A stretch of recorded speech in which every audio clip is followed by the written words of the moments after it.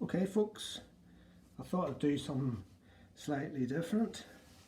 It's never anything too serious, but what I have here is a little pistol, and it's called a Parlor pistol.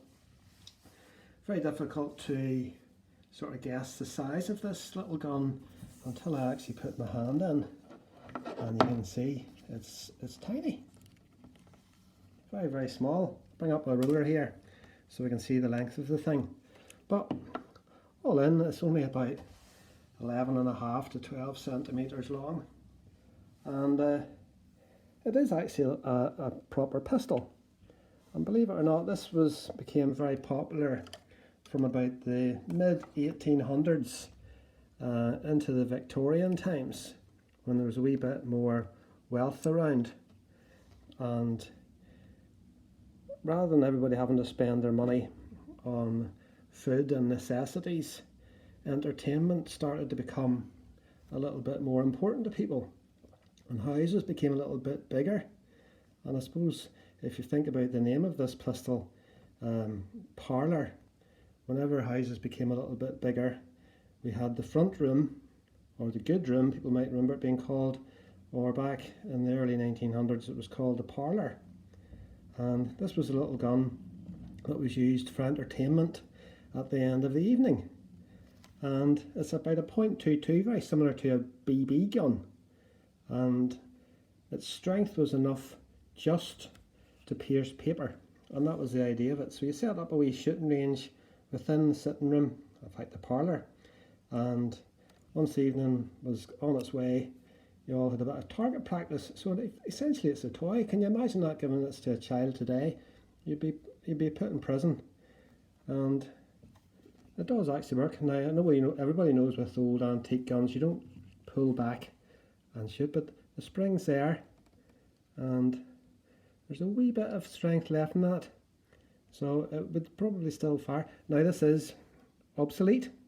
It didn't need a firearms certificate now because they just don't make these little bullets, but sadly, but it doesn't really matter to me too much. The dealer boy I bought this off drilled a blooming hole in the barrel, so you actually couldn't shoot this one even if you wanted to. Maybe that's what he had to do to sell it at the first time around in the early 1900s or something, I'm not sure. But there's a hole in the bottom of the barrel. It's not a big deal because it's only a bit of a curio for me. So what happened was, I don't know if you can see this, there's the wee barrel there, and you put your bullet and cap in there, put that over the top, stop it blowing out the back, and then the firing pin is also, I don't know if you can see this, the firing pin has also been flattened off, and then you just pull that back and then shot this at the target.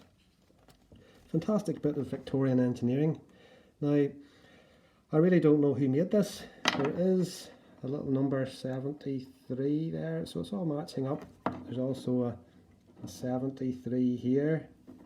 I can't find any manufacturing marks, but if you look up the internet, there has been a few quite famous gun making companies, Remington and all, that made these wee type of entertainment guns.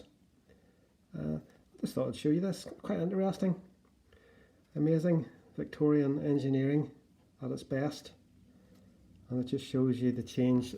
It's quite a social piece in the sense that it shows you how, as people became more wealthy, rather than just working to live, people started to work to have a bit of entertainment in their evenings. So, little parlour pistol, nice little curio. If anybody can tell me, or how I would find out who made this, I'd be very interested. Don't forget to subscribe, folks. I'm going to get up to 1,000 viewers or subscribers in about 5 years' time. Okay, thanks for watching.